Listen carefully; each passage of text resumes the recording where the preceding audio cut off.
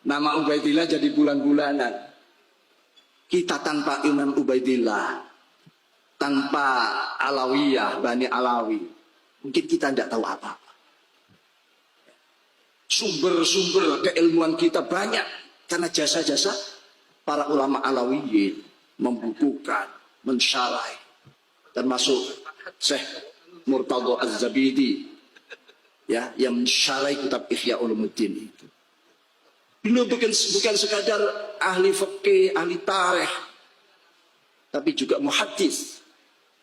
Tentu tahu sanad yang munqati', sanad yang muttasil. Bahkan kalau kita buka kitab-kitab tarikh, apakah itu Al-Ghurur, ya, atau Aslul Bahr, kita temukan nama-nama itu. Nah, kalau ada yang ngotot, kira-kira ada apa di belakang ini? Yang berjasa besar mengisi ilmu pengetahuan itu, nih, jangan kaget. Yang pertama kali bikin ilmu nahu grammar, bukan orang Yaman. Benar. Namanya Imam Amr bin Umbur atau Imam Sibaweh, orang Persia, orang Ajam. Yang pertama kali gawe ilmu balaghah, kesusastraan bahasa Arab, ma'ani, bayan, badi', itu supaya bahasa Arabnya bagus seperti Quran. Imam Amr bin Ubaid, bukan orang Yaman.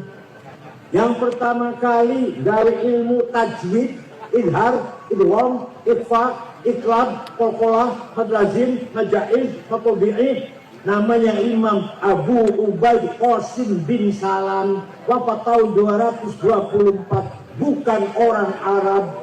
Yang sing gawe titik, ba titik siji ngisor, ta titik dua dhuwur, ta titik tiga dhuwur, jim titik tengah siji, hak non titik, namanya Abul Aswad Ad-Du'ali, bukan orang Arab. Sing gawe harokat fathah, domah, kasroh, fathaten, domaten, kasroten, tasdid, sukun, bukan orang Yaman. Namanya Imam Khalil bin Ahmad Al-Farahidi, orang Farhad. Kalau mana Afghanistan, bukan Yaman. Sing gawe ilmu usulul fiqh, piye caranya memahami Quran hadis, Imam Syafi'i. Abu Abdullah Muhammad bin Idris bin Uthman bin Abbas bin Syafi' bin Ubaid bin Abdul Aziz bin Abdul Muttalib, bukan orang Yaman, orang Gaza Palestina. Saya kira di gempur nang Israel, Imam Syafi'i. Abu Hanifah mazhab Hanafi, bukan orang Yaman. Ahmad bin Hambal, bukan orang Yaman. Imam Malik dan seterusnya. Orang Yaman ada, orang Yaman sing mensyarahi Ihya Ulumuddin, Ittihad Sadah, itu orang Yaman tuh, orang Yaman. Tapi kebanyakan ulama bukan orang Yaman.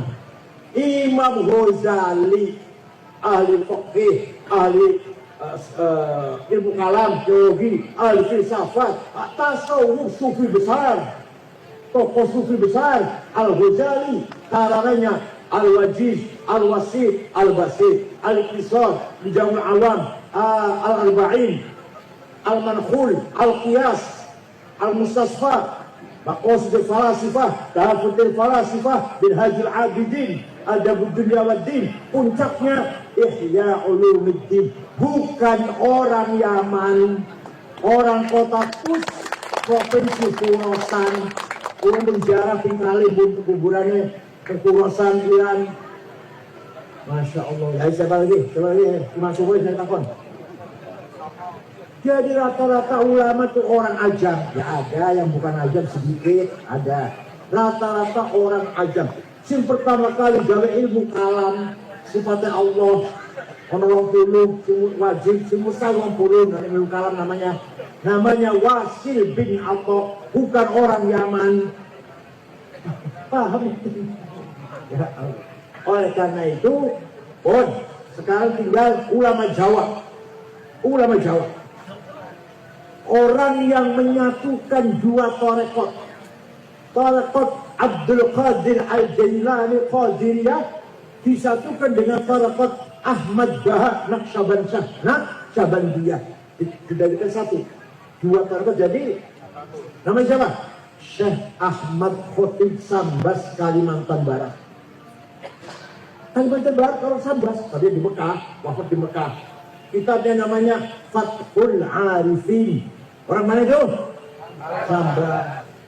Orang yang telaten ngajari fikih, Safinah, Syarah Safinah, Syarah Sulam, Ijan Darori, Nihayatul Zen, Tafsir Munir, Syekh atau Kiai Muhammad Nawawi bin Umar Al-Bantani, kakeknya Ki Ma'ruf Amin, kakeknya Wapres.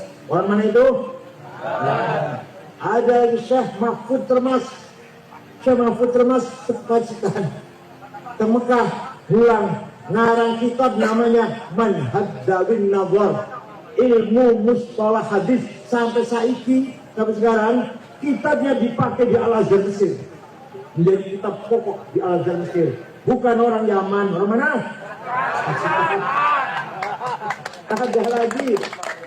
Ada lagi Syekh Abdus Somad Palembang. Orang Palembang juga ulama besar di Mekah ngajar. Syekh Yasin Padang baru wafat tahun 90.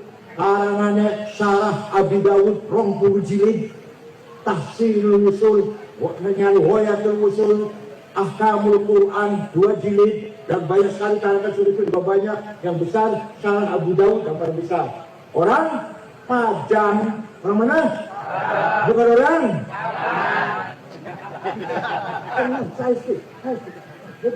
Saya mau tanggung jawab. Singarang ilmu mustalah hadis, metode menseleksi hadis, ini sahih, ini hasan, ini dhaif. Sahih syaratnya papat, antara guru dan murid ketemu, gurunya hafalan, orang tahu lali. Nomor 3 gurunya kelakuannya lempeng, orang tahu nyolong sendal di masjid.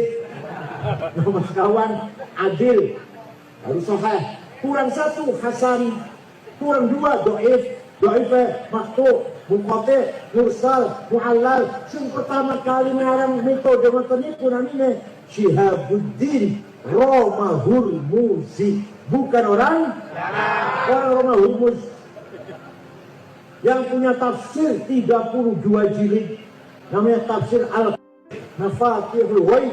Saya baca setiap malam Jumat dan malam Senin di YouTube, ada di YouTube tuh. Saya baca itu tafsir paling angel. Namanya Muhammad bin Umar Fakhrul Razi dari kota Roy. Razi itu Roy, kota Roy. Di Tahran kan, di Tahran, di Iran. Bukan orang? Sing pertama kali dari tafsir sempurna. Sahabat Ibnu Abbas ndamel tafsir tapi bukan sempurna, hanya 2 jilid. Sing pertama kali ulama ndamel tafsir sempurna 10 jilid. Imam Ja'far Ibnu Jarir At-Tabari, orang Tabaristani. Orang. Aku cerita itu entah waktunya.